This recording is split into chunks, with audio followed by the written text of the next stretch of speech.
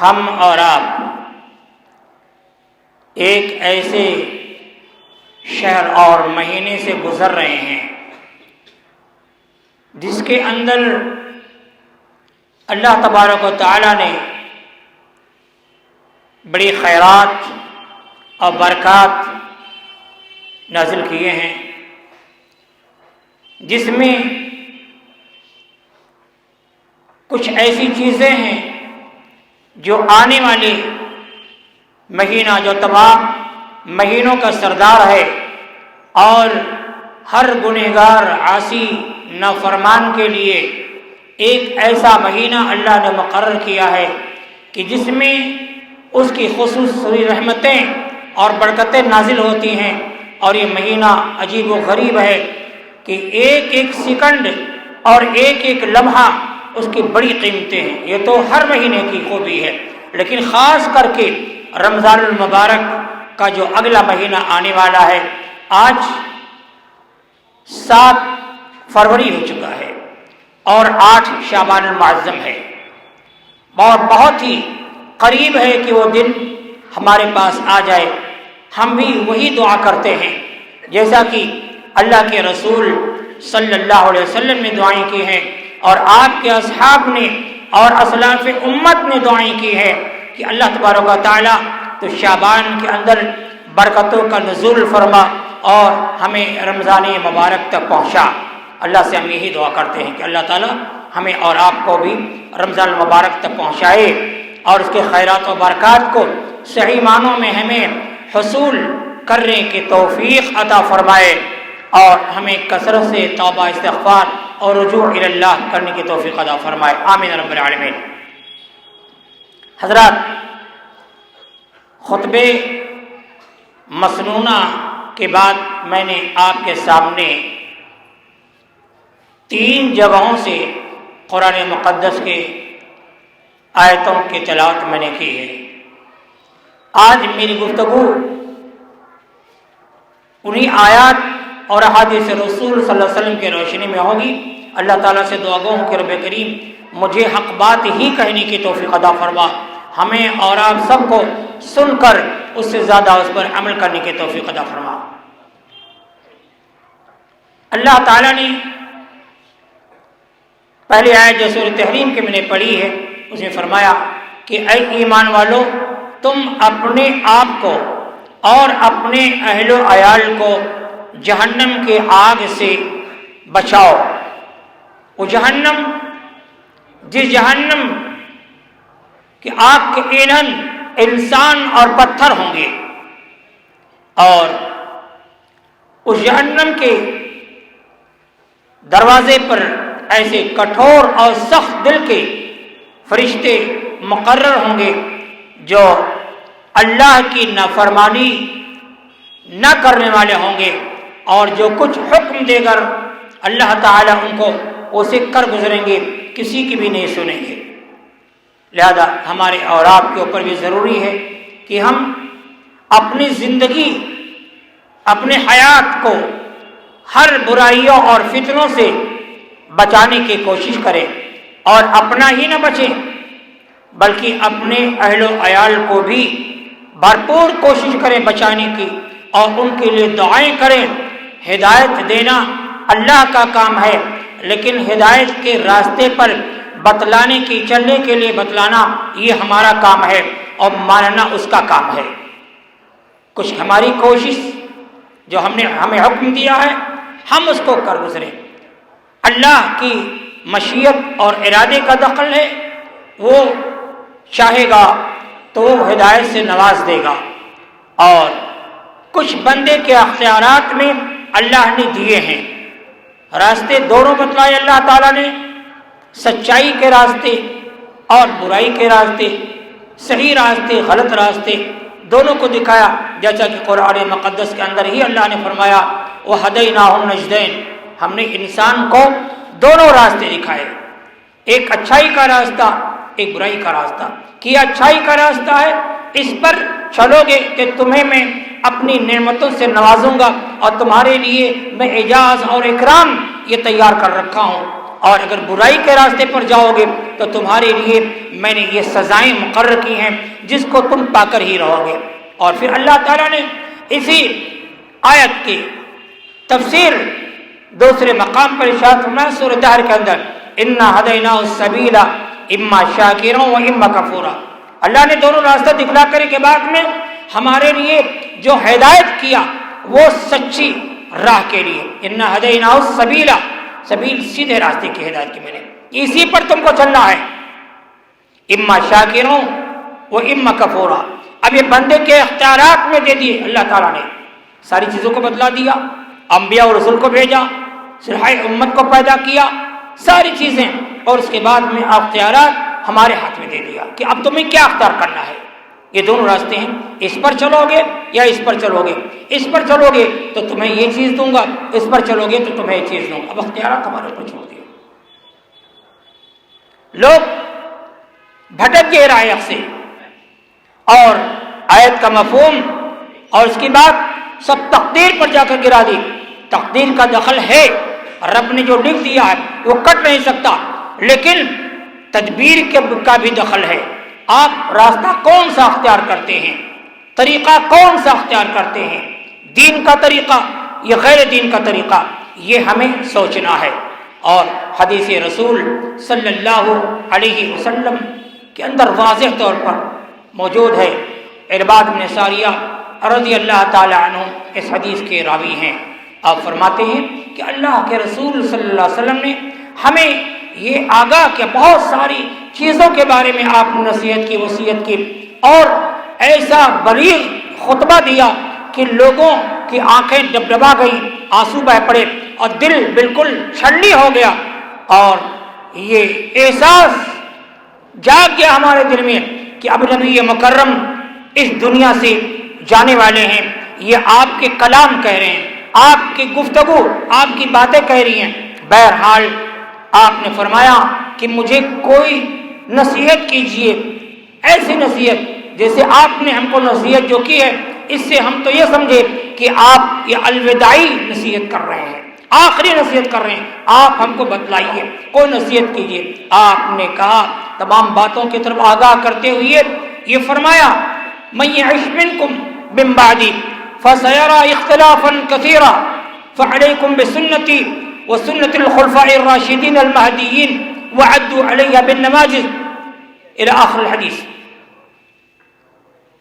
کہ اے لوگو تم میں سے جو میرے بعد زندہ رہے گا، یہ نبی کے موت کا اشارہ ہے، یہ اب جانے والے ہیں، تم میں سے جو میرے بعد زندہ رہے گا وہ بہت سارے اختلافات کو دیکھے گا، اور اسی کے ساتھ ساتھ تم ایسی شکل اور صورت میں میری سنت کو اور خلفائے راشدین المہدیین، حدیث کے الفاظ واضح ہیں، اور خلفائے راشدین المہدیین میں پہلا نمبر ابو بکر صدیق رضی اللہ تعالیٰ عنہ کا آتا ہے، دوسرا نمبر عمر فاروق رضی اللہ تعالیٰ عنہ کا آتا ہے، جن کے نام کے طرف منسوب یہ مسجد کی گئی ہے، اور اسی طریقے سے تیسرا نمبر عثمان غنی رضی اللہ تعالیٰ عنہ کا، چوتھا نمبر حضرت علی رضی اللہ تعالیٰ عنہ۔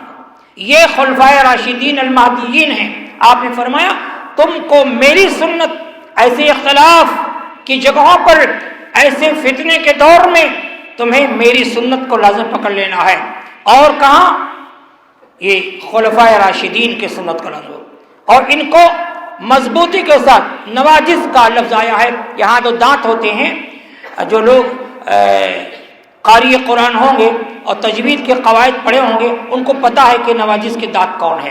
کیوں کہا کہ آدمی جب ڈوبتا ہے یا کسی مشکل میں پڑتا، آپ کے ہاتھ کام کرنا چھوڑ دیں گے، پیر کام کرنا چھوڑ دیں گے، دل و دماغ بدل جائے گا، ہوش آواز ختم ہو جائیں گے، لیکن دانت سے جس چیز کو آپ نے پکڑ لیا ہے نا وہ چھوٹ نہیں سکتی ہے بڑی مضبوطی کے ساتھ۔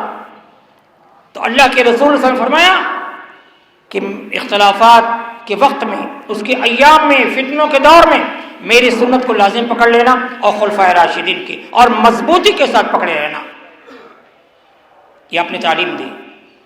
آج ہمیں ضرورت ہے کہ ہمارے اندر بہت ساری کمیاں ہیں، بہت ساری خرابیاں ہیں اور بہت ساری برائیاں ہیں، لیکن اللہ اتنا رحیم و کریم ہے، غفور ہے کہ وہ ہماری قدر کرتا ہے، ہمارے لیے مغفرت اور بخشش کے دروازے کھول دیتا ہے، لیکن ہم نہ قدری کرتے ہیں، نہ شکری کرتے ہیں، ہم اس کو سمجھتے نہیں، سمجھنے کی کوشش نہیں کرتے۔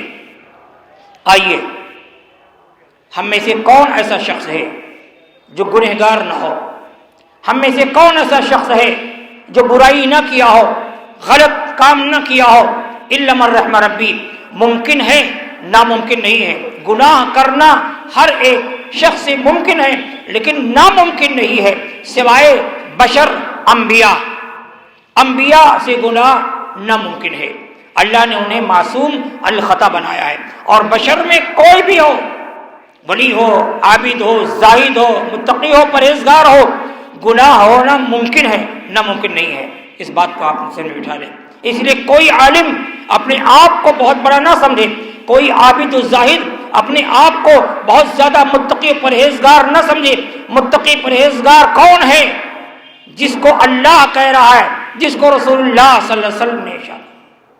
ایک صحابی رسول نے پوچھا کہ من اکرم الناس عند اللہ، اے اللہ کے حبیب صلی اللہ علیہ وسلم، اللہ کے نزدیک سب سے کریم شخص، سب سے بزرگ شخص، سب سے متقی اور پرہیزگار شخص کون ہے؟ اللہ کے حبیب صلی اللہ علیہ وسلم نے کسی کا نام نہیں لیا۔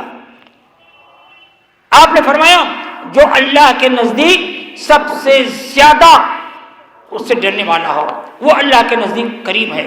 اور اسی کو سورہ حجرات کے اندر بھی اللہ تعالیٰ نے تفصیل سے بیان کیا۔ یا ایھا الناس انا خلقناکم من ذکر و انثی، پوری آیت پڑھیے۔ اللہ تعالیٰ آخر میں کہتا چل کے کہ سب سے معزز اور مکرم وہ ہے جو اللہ کے نزدیک تقوی والا ہو۔ یہ ذات، برادری، قوم، قبیلہ، کنبہ، زبان کا فرق، چہرے مہرے کا فرق، امیر و غریب، کسی کی تمیز نہیں۔ تمیزدار وہ ہے اور کریم وہ ہے جو اللہ کے نزدیک تقوی والا ہو۔ ان اکرمکم عند اللہ اتقاکم، اللہ کے نزدیک معزز وہ ہے جو سب سے زیادہ متقی ہو۔ دیکھا آپ نے؟ ہم سے پوچھے کون، اگر بڑا آدمی کون ہے، رئیس آدمی کون ہے، اچھا انسان کون ہے، تو ہم یہ کہہ دیں گے فلاں آدمی دانا بینا ہے، دیتا ہے، سب کو مدد کرتا ہے، اور یہ کرتا ہے، وہ کرتا ہے، وہ کرتا ہے، بہت ساری چیزیں گنا جائیں گے۔ لیکن رسول کریم صلی اللہ علیہ وسلم نے اشارہ نہیں اس کی طرف کہا، اللہ نے ایسی بات نہیں کی، اللہ نے خود کہا ان اکرمکم عند اللہ اتقاکم۔ تو ہمیں اس حدیث کو بھی اپنے سامنے رکھنا چاہیے جو میں نے خطبہ میں سنا، اور 3 آیتوں کے بعد میں نے جس حدیث کا ذکر کیا ہے کہ اللہ تعالیٰ کہتا ہے قرآن مقدس میں کہ توبہ کرو، استغفار کرو، رجوع اللہ کرو، میں غفور رحیم و بخشنے والا ہوں، اور سب سے زیادہ گناہوں کو بخشنے والا میں ہوں۔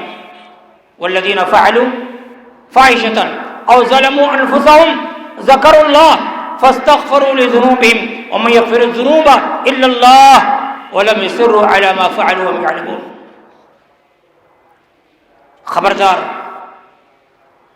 آگاہ رہو، جو شخص اپنے اوپر ظلم کرتا ہے یا دوسرے کے اوپر ظلم کرتا ہے اور پھر اسے اللہ یاد آتا ہے، اللہ کا خوف اس کے دل میں سما جاتا ہے، ڈر جاتا ہے انسان، اور پھر وہ اللہ سے رجوع کرتا ہے، توبہ کرتا ہے، تو اللہ تعالیٰ کہتا ہے فاستغفروا لذنوبہم، میں اس کے گناہوں کو بخش دیتا ہوں۔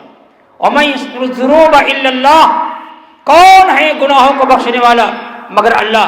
ولم یصروا علی ما فعلوا، اللہ نے شرط لگا دی کہ اس حال میں گناہ سے جس سے توبہ کر رہا بندہ میں معاف تو کر دوں گا، لیکن شرط یہ ہے کہ پھر اس گناہ کے طرف پلٹ کر نہ جائے۔ چوری کر لیا ہے، زنا کر لیا ہے، شراب پی لیا ہے، بہت سارے بڑے بڑے بھیانک گناہ کر لیا ہے، سودی کاروبار کر لیا ہے، ساری چیزیں کر لیا، بڑے بڑے گناہ کوئی نہیں چھوڑا ہے، لیکن اللہ جب یاد آتا ہے اس کو، یہ اپنے پر ظلم کیا. نفس پر سب سے بڑا ظالم کون ہے؟ ظالم لنفسی، جو اپنے نفس پر ظلم کرتا ہو. اور ظلم میں سب سے بڑا ظلم سورہ لقمان میں جائیے، اللہ تعالیٰ ارشاد فرماتا ہے ان الشرک لظلم عظیم. شرک سب سے بڑا ظلم ہے اور گناہ ہے. تو ہمیں اور آپ کو شرک کو بھی چھوڑنا چاہیے. تو اللہ تعالیٰ کہتا ہے کہ کوئی بھی گناہ کیا ہو، لیکن اگر توبہ کرنے کے بعد میں صحیح معنوں میں آپ نے رجوع کر لیا ہے، پھر ادھر پلٹ کر نہ گئے. اگر انسان ہونے کے ناطے بشر انبیاء کے علاوہ غلطی کر سکتا ہے، اگر بشری تقاضے سے غلطی ہو گئی ہے، وہ گناہ دوہرا لیا ہے، تو فوراً توبہ کرے، رجوع اللہ کرے اور نادم و شرمندہ ہو. اللہ بخشنے معاف کرنے والا ہے. اور اللہ کے حبیب صلی اللہ علیہ وسلم ارشاد فرمایا کل بنی آدم خطاء، ہر آدم کا بیٹا گنہگار ہے، مجرم ہے رب کے دربار میں، مگر ان مجرموں میں سب سے بہترین مجرم اور اچھا مجرم وہ ہے جو خیر الخطائین التوابون، بہترین گنہگار وہ ہے جو اللہ سے توبہ کر لے. تو کیا ہمارا بھی ارادہ ہے؟ رمضان المبارک آ رہا ہے، کیا ہمارا بھی ارادہ ہے کہ ہم اپنے گناہوں سے توبہ کر لیں، شرک بدعت خرافات سے ہم دور رہیں؟ کیا ہم نے اپنے دل میں ٹھان لی ہے؟ آئیے میں ایک واقعہ، ایک حدیث کی روشنی میں ایک واقعہ اور بتاؤں تاکہ موضوع کی وضاحت مکمل طور پر ہو جائے اور ہم اپنا عزم اور ارادہ گناہوں سے بدل لیں، ہم خیرات اور نیکیوں کی طرف اپنے ارادے کو تبدیل کر لیں اور ادھر چلنے کی کوشش کریں. آپ جانتے ہیں اللہ کے حبیب صلی اللہ علیہ وسلم ایسے ممبر پر خطبہ دیا کرتے تھے، اس میں 3 درج ہے نا. اور اب میں ممبر کے بارے میں کیا کہوں، جو جیسے بنا لے اور جیسے ہو جائے. ہم اس تیسرے درس پر کھڑے نہیں، کوئی خطیب نہیں کھڑا ہوتا ہے، مگر الا من رحم ربی، جہاں یہ انتظام و انسلام ہے کہ اس طرح سے ممبر بنائے گے کہ خطیب تیسرے زینے پر قدم رکھے کھڑا ہو. اور ممالک میں ہے، یہاں بھی مسجدوں میں ہے. کاش اگر یہ کھڑے ہونے والا یہاں بنا دیتے اور یہ درج ادھر سے چڑھنے کے بناتے، 1 2 اور 3 مکمل کر دے، بڑا 3 پر کھڑا ہوتا تو زیادہ بہتر تھا. ویسے کر سکتے ہیں اس پر بھی. آئیے، اللہ کے حبیب صلی اللہ علیہ وسلم پہلے زینے پر جب قدم رکھا آپ نے تو کہا آمین، دوسرے پر رکھا تو آمین، تیسرے پر کہا آمین. اب کوئی بات ایسی ہو جو خطیب نہ کرتا ہو کبھی، اور کوئی خطیب آئے اور ڈنڈا لے کر مارنے لگے کسی کو، تو خلاف عادت ہے نا، خلاف معمول ہے، تعجب کریں گے کہ خطیب ایسی بات. تو اللہ کے حبیب صلی اللہ علیہ وسلم نے ایسا عمل کبھی نہیں کیا کہ آپ درج پر زینے پر چڑھتے ہوئے آمین آمین 3 مرتبہ کہو. صحابہ نے پوچھا آمین کہنے کا سبب؟ دیکھیے یہی ہے، علم بولتا ہے اور علم میں سکھاتا ہے کہ آپ کے ذہن میں کوئی بات کھٹکے تو آپ اپنے بڑے سے رجوع کیجئے، پوچھئے. شرمندگی نہیں، کبر نہیں، انا نہیں، تکبر نہیں، گھمنڈ نہیں، کینہ بغض حسد یہ سب نہیں، آپ پوچھئے اس سے اور رجوع کیجئے. تو صحابہ نے پوچھا، آپ نے فرمایا کہ ہاں. پہلے درج پر جب قدم رکھا تو جبریل امین آئے اور کہنے کہ اللہ کے حبیب صلی اللہ علیہ وسلم آپ کے امت کا وہ شخص بدنصیب ہے، ہلاکت و بربادی کا پیغام اس کے لیے ہے جو رمضان المبارک کا بابرکت مہینہ پائے اور اپنے گناہوں کے مغفرت اور بخشش نہ رب سے کروا لے، رب کو راضی نہ کر لے. تو میں نے کہا آمین. دوسرے زینے پر قدم رکھا تو کہا اللہ کے حبیب صلی اللہ علیہ وسلم آپ کے امت کا وہ شخص بدنصیب ہے، ہلاکت و بربادی کا پیغام اس کے لیے ہے جو آپ کا نام نامی اسم گرامی محمد اور احمد کہیے صلی اللہ علیہ وسلم. آپ کے 2 نام ہیں احمد اور محمد، تفسیر میں نہیں جانا چاہتا ہوں، اور دونوں نام صحیح ہیں اور دونوں نام آپ کے عزیز اور قریب ترین لوگوں نے ہی رکھا تھا. جب آپ کا نام نامی اسم گرامی آئے اگر کوئی شخص آپ پر درود نہ بھیجے تو ہلاکت و بربادی کا پیغام اس کے لیے ہے۔ ایک بات یہیں پر کہہ دوں، میری بات کسی کو بری نہ لگے، اور اگر بری بھی لگے تو کوئی مجھے پرواہ بھی نہیں ہے، کیونکہ قرآن میں رب نے کہا فَلَا تَكُونَنَّ مِنَ الْمُمْتَرِينَ الْحَقُّ مِن رَبِّكَ فَلَا تَكُونَنَّ مِنَ الْمُمْتَرِينَ، حق بات کہو، اس میں تذبذب میں مت پڑو۔ اور اللہ کے حبیب صلی اللہ علیہ وسلم نے ارشاد فرمایا الحق مر، حق کڑوا ہوتا ہے، سخت ضرور ہوتا ہے، لیکن اس میں پختگی ہے۔ ڈاکٹر انجیکشن لگاتا ہے، کوئی دوا دیتا ہے، دوا تو کڑوی ضرور ہوتی ہے، دل نہیں چاہتا اس کو پیوں، لیکن جو دوا پی لے گا انشاءاللہ اللہ تعالیٰ اس دوا کو آپ کے لیے اکسیر بنا دے گا اور شفا دے دے گا، ہے کہ نہیں ہے؟ لیکن پینا بہت تکلیف ہے، پینا تو حق بات کو برداشت کرنا اور پینا یہ بہت مشکل کام ہے، لیکن جو حق بات کو قبول کر لیا اور برداشت کر لے گیا، چاہے اپنے اوپر کیوں نہ آتی ہو، تو یقیناً وہ کامیاب ہو جائے گا۔ بہرحال تو آپ نے فرمایا کہ میرا نام نامی اس میں گرامی آئے تو درود بھیجو، اور درود نہ بھیجنے والا شخص اس کے ہلاکت و بربادی کا پیغام ہے۔ آج امت کے اندر فتنہ فساد پیدا ہو گیا، گمراہی پھیل گئی ہے، حق کو باطل اور باطل کو حق سمجھا جا رہا ہے، طور طریقہ نظریات بدل گئے، اختلافات ہو گئے۔ آج نبی کا نام لیا جاتا ہے، میری مراد ہے قوالیوں سے، ہارمونیا طبلے والوں سے۔ میں واضح طور پر کہنا چاہتا ہوں، آپ دیکھیں نبی کا نام آتا ہے اس میں کہ نہیں آتا ہے، میوزک بجتے ہیں، سارنگی بجایا جاتا ہے، ڈھول اور تاشے بجائے جاتے ہیں، ہارمونیم طبلے بجتے ہیں۔ بتاؤ نبی کے ماننے والے ہیں یا نبی کا انکار کرنے والے ہیں؟ ہم نبی کی دعائیں رحمتیں اور برکتیں آپ سے حاصل کرنے والے ہیں یا نبی کی لعنت پانے والے ہیں، ملائکہ کی لعنت لے رہے ہیں، ہے کہ نہیں ہے؟ جس نبی نے مزمار کو مٹانے آئے، سارنگی ہارمونیا طبلے کو مٹانے کے لیے آئے، آپ اس کو ختم کرنے کے لیے آئے، آپ نہ پسند کرتے تھے، تو پھر ہم اور آپ کیسے امتی ہیں؟ کیسے نبی کے ماننے والے ہیں؟ کیسے نبی پر ہم عقیدت و محبت کے جو ہے گیت گاتے ہیں؟ یہ ہمارا گیت گانا بے سود ہے، بے مطلب ہے، یہ ریاکاری ہے، یہ منافقت ہے، لہذا اس سے توبہ کریں اور نبی کی سنت پر عمل کریں اور کرنے کی کوشش کریں اور دعا بھی مانگے عمل کرنے کے لیے۔ اسی طریقے سے تیسرے زینے پر جب قدم رکھا آپ نے تو آپ نے فرمایا آمین، کس بنا پر؟ آپ نے فرمایا کہ جبریل علیہ السلام نے فرمایا کہ محمد صلی اللہ علیہ وسلم آپ کے امت کا وہ شخص بد نصیب ہے، کان کھول کر سنو اس بات کو، اور ہلاکت و بربادی کا پیغام ہے، جو اپنے والدین کو پائے، چاہے وہ بڑھاپے کی حالت میں ہوں چاہے جوانی کی حالت میں ہوں، جن کے والدین زندہ ہیں، سمجھیے کہ جنت کے دروازے ان کے لیے کھلے ہیں، اور عمل کر کے اور بے عملی کر کے جہنم کے دروازے بھی انہی کے لیے کھلے ہوئے ہیں۔ جیسا کہ اللہ تبارک و تعالیٰ نے قرآن مقدس کے اندر والدین کے حقوق کو کئی مقام پر بیان کیا، اور نبی کریم صلی اللہ علیہ وسلم نے واضح طور پر فرما دیا، واضح طور پر فرما دیا، ہمیں عمل کرنا چاہیے اس پر، والدین کی نافرمانی نہیں کرنی چاہیے۔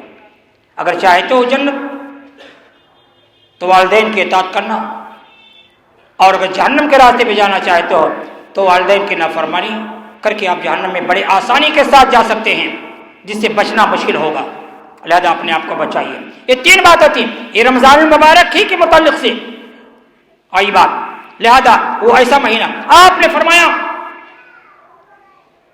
پہلی مثال آپ سمجھیں، یہ بتائیں کہ اگر آپ کے گھر میں یا آپ کے محلے میں، آپ کے شہر میں، کانپور میں اگر کوئی ایسا شخص پتہ چل جائے کہ ایسا مہمان آنے والا ہے جو سب کو اتنے مال و دولت سے نواز دے گا کہ زندگی بھر بیٹھ کر کھائیں گے، ان کو کمانے کھانے کی کوئی زر محنت مشقت کی، یہ بتاؤ ایمانداری کے ساتھ، سب سے پہلے خالی اقبال پہنچے گا، آپ پہنچو گے، کوئی نہیں بچے گا اس میں کہ کون کمائے کھائے گا۔ بھائی چلو آج دینے والا ہے، آ رہا ایسا مہمان آنے والا ہے، چلو اس سے لے لیا جائے، بیٹھ کر عائش کرو، کھاؤ، اللہ کی عبادت کرو، اس کے حمد و ثنا کے گیت گاؤ۔ بتاؤ یہ دل میں تمنا پیدا ہوگی کہ نہیں ہوگی؟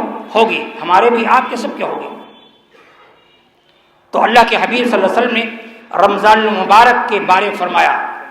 آپ اپنے اصحاب کو غالباً اسی شعبان ہی کے آخری ایام میں آپ نے فرمایا تھا، کیونکہ حدیث کے الفاظ یہی بتلا رہے ہیں. اس طریقے سے آپ نے فرمایا کہ اے لوگوں، تمہارے پاس ایک ایسا شہر، ایک ایسا مہینہ آنے والا ہے جس میں اللہ رب العالمین نے بڑی خیرات و برکات رکھے ہیں. جو اس کی قدر کیا، جو اس کا استقبال کیا، جو اس کا احترام کیا، صحیح معنوں میں عمل کیا، تو اللہ تبارک و تعالی اس میں ایسے اعمال ہیں کہ جس کے ذریعہ آپ کے اور ہمارے گناہ سب اللہ تعالیٰ معاف فرما دے گا، بخش دے گا. فیہ لیلۃ القدر، اس میں ایک رات قدر والی ہے جس کی عبادت خیر من الف شہر، یعنی 1000 مہینوں سے بہتر ہے، خیر ہے. یعنی 1000 مہینہ تو ہی ہے لیکن خیر کہا گیا، خیر من الف شہر، یعنی 1000 مہینے کی رات سے بہتر ہے. اب بتاؤ 1000 مہینے کو آپ ملٹیپل کی کیسا آئے گا؟ 83 ایئرس آتا ہے اور سم تھنگ. اب بتائیے اللہ کے حبیب صلی اللہ علیہ وسلم مقام پر فرماتے ہیں کہ میری امت کی عمریں اکثر بین 60 و 70، 60 اور 70 کے درمیان میری امت کی اکثریت چلی جائے گی. اور ایسا ہی ہوتا ہے. ویسے تو بچہ بھی جاتا ہے، جوان بھی جاتا ہے، بوڑھا بھی جاتا ہے، 100 سال سے بھی زیادہ لوگ بھی ہو جاتے ہیں، لیکن اکثر کی بات میں فرمائی کہ اکثر میری امت کی عمریں 60 سے 70 کے درمیان ہوں گی، اسی میں چلے جائیں گے. اور یہ حقیقت بھی چلے جاتے ہیں. اور ایک رات کی فضیلت کتنی بتایا آپ نے؟ 83 ایئرس، 83 سال اور کچھ مہینے. اب بتائیے جتنی میری عمر نہیں اتنی کی عبادت ایک رات، ایک رات. یہ کتنے عظمت والا مہینہ ہے. اب بتاؤ اس رات کی عبادت کرو، پوری زندگی آپ کی محفوظ ہو جائے گی اور انشاءاللہ نعیم جنات میں داخل کر دے جاؤ گے. اللہ کی رضا، اس کی خوشنودی آپ کو حاصل ہو جائے گی. اس سے بڑھ کر کوئی کامیابی ہے؟ اللہ نے قرآن مقدس کے اندر ارشاد فرمایا فمن زحزح عن النار وادخل الجنہ فقد فاز وما الحیاۃ الدنیا الا متاع الغرور. جو جہنم کے آگ سے بچا لیا گیا اور جنت میں داخل کر لیا گیا، وہ دنیا کا سب سے بڑا اور آخرت کا سب سے بڑا کامیاب انسان ہے. ہم آپ اپنی کامیابی کی دلیل یہ سمجھتے ہیں بہت زیادہ پیسے کما لیں، بہت زیادہ گاڑیاں ہوں، بہت زیادہ یہ ہو. نہیں، یہ کوئی دلیل نہیں ہے کامیابی کی. کامیابی کی دلیل یہ ہے کہ اللہ کے نزدیک آپ معزز و مکرم بن جائیں اور اللہ آپ سے راضی ہو. یا ایھا الذین آمنوا اتقوا اللہ حق تقاتہ ولا تموتن الا وانتم مسلمون. اے ایمان والو، تم اللہ سے ڈرو جیسا کہ اسے ڈرنے کا حق تمہیں حاصل ہے، اور تمہاری موت نہ آئے مگر اس حال میں کہ تم مسلمان ہو. مسلمان، یہ جو بدعمالیاں ہم کر رہے ہیں نا، اگر مر گئے اسی حال میں تو مسلمان ہو کر مرو گے کہ کیا؟ ہمارے یہاں نماز کی پابندی نہیں، منافق کی نماز ہم پڑھتے ہیں. مصنف ابن ابی شیبہ کی روایت ہے اور علامہ ناصر الدین البانی رحمہ اللہ نے اس حدیث کو اپنے سلسلے احادیث صحیحہ کے اندر ذکر کیا ہے. آپ فرماتے ہیں کہ اللہ کے رسول صلی اللہ علیہ وسلم ارشاد فرمایا ایک شخص ہے، ایک شخص 60 سال نماز پڑھی اور اس کی نماز رد کر دی گئی، اللہ نے رد کر دیا. آپ نے تفصیل بتائی کہ وہ سجدہ تو مکمل کرتا ہے لیکن رکوع مکمل نہیں کرتا ہے، قیام مکمل کرتا ہے لیکن اس کے برعکس رکوع اور سجدہ غیر مکمل کرتا ہے، اس کی نماز نہیں قبول. آج ہم کیا کر رہے ہیں؟ کوے کے چوچ مار رہے ہیں نماز کے اندر، ٹکا ٹک مار کر چلے آتے ہیں. ہماری نماز قبول ہوگی؟ اللہ کی قسم یہ نماز سلام پھیرنے کے بعد ہمارے اوپر لعنت و ملامت کرتی ہے جو اگر ہم نبی کے سنت کے مطابق عمل نہیں کیے، نبی کے طریقے پر نہیں کیے. کیونکہ نبی نے فرمایا وَصَلُّوا كَمَا رَأَيْتُمُونِي أُصَلِّي، نماز ایسے پڑھو جیسے کہ مجھ کو پڑھتے ہوئے دیکھ رہے ہو. اور صحابہ نے من وعن آپ کی صلاۃ کا طریقہ ایسے ہی بتایا ہے، حدیث کے ذخیرے میں موجود ہے. فَاعْتَبِرُوا يَا أُولِي الْأَبْصَارِ، آنکھیں پھاڑ کر دیکھ لو، نصیحت حاصل کرو. آج ہماری نماز کیسے ہوتی ہے؟ ایک صحابی رسول صلی اللہ علیہ وسلم آئے مسجد نبی میں داخل ہوئے اور فرط محبت سے آپ نے سلام کہا اور نماز پڑھی جلدی جلدی. پھر سلام آ کر کے بیٹھ گئے, کہا ارجع فصلی فإنک لم تصلی, اے ساتھی لوٹ جا, پھر سے نماز کو دوہرا لے, اس نے تو نے نماز ہی نہیں پڑھی. پھر وہ پڑھے, پھر آئے سلام کرے, پھر پڑھے, پھر سلام کیے. آپ نے کہا لوٹ جا, ارجع فصلی فإنک لم تصلی, تو نے نماز. کہا اللہ کے حبیب صلی اللہ علیہ وسلم اب میں ایسے ہی پڑھتا ہوں نماز, اب اس سے بہتر نہیں پڑھ سکتا, آپ ہی بتا دیجئے کیسا پڑھوں. آپ نے فرمایا جب قیام کر تو صحیح معنوں میں کھڑا رہا, رکوع کر تو باقاعدہ رکوع میں ایسے چلے جا, سجدے میں جا تو تمہیں اطمینان حاصل ہو, رکوع سے اٹھ تو کھڑے ہو جا مکمل طور پر, جیسے ریڑھ کی ہڈیاں جہاں تھی پہلے قیام میں ایسے رکوع کے بعد ایسے سیدھی ہو جائیں. سجدہ کر تو سجدے میں جیسے پہلے تو بیٹھا تھا ریڑھ کی ہڈیاں صحیح تھی ایسے پھر تو ہو جا, لیکن آج ہم رکوع کرتے ہیں تو اتنا ہی جھکتے ہیں, سجدہ کرتے ہیں تو سجدہ کیا پھر اٹھائے پھر چلے گئے سجدے میں.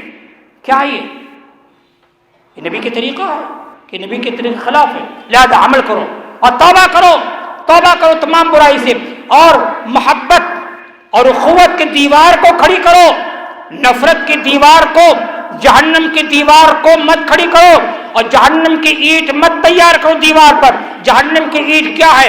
کبر ہے, غرور ہے, فخر ہے, اور چوری ہے, غبن ہے, رشوت ہے, سودی کاروبار ہے, اور حق تلفی ہے. یہ سب جہنم کی دیوار اس کی اینٹیں ہیں. اس کی کبر یہ جہنم کی دیوار ہے, اسی کے ضمن میں یہ برائیاں یہ اس کی اینٹیں ہیں. اللہ تعالیٰ نے حدیث قدسی کے اندر ارشاد فرمایا کہ الکبریاء ردائی, کبر میری چادر ہے.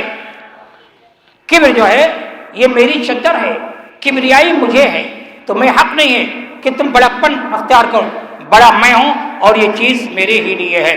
اور آگے حدیث میں بتایا کہ میری عظمت اور یہ چیز میری یہ اظہار ہے. اس طریقے سے لمبی حدیث ہے. اور پھر آپ نبی کریم صلی اللہ علیہ وسلم نے بیان کیا حدیث قدسی کے اندر کہ اللہ تعالیٰ کہتا ہے جو میری چادر کو چھینے گا یا چھیننے کی کوشش کرے گا میں اسے ذلیل اور رسوا کر کے جہنم میں ڈال دوں گا.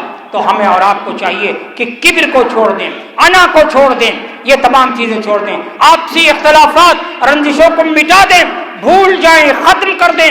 اسی طریقے سے چوری, غبن, خیانت, جھوٹ, ان تمام چیزوں کو آپ ترک کر دیں اور جنت کی دیوار کھڑی کریں, یعنی حق بات کہیں, حق کی طرف چلیں. یا الذین آمنوا اتقوا اللہ وقولوا قولا سدیدا, اے ایمان والو تم اللہ سے ڈرو اور سچی بات کہو اور سیدھی بات کہو. بات بھی سچی ہو اور سیدھی, بات تو سچی ہو لیکن گھما پھرا کر نہیں, بالکل سیدھی سیدھی واضح طور پر کہیے, یہ کہنا سیکھیے. اور سب سے بڑی اللہ کی عظمت کو حاصل کرنے کے لیے, رمضان مبارک کا استقبال کرنے کے لیے تمام گناہوں سے توبہ اور استغفار کرو.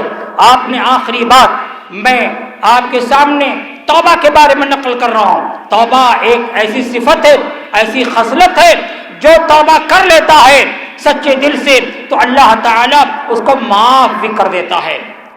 حقیقت میں اللہ تبارک و تعالیٰ نے خود اس کی تفصیل بتائی, اور وہ معاذ بن جبل رضی اللہ تعالیٰ عنہ اس حدیث کے اندر موجود ہیں.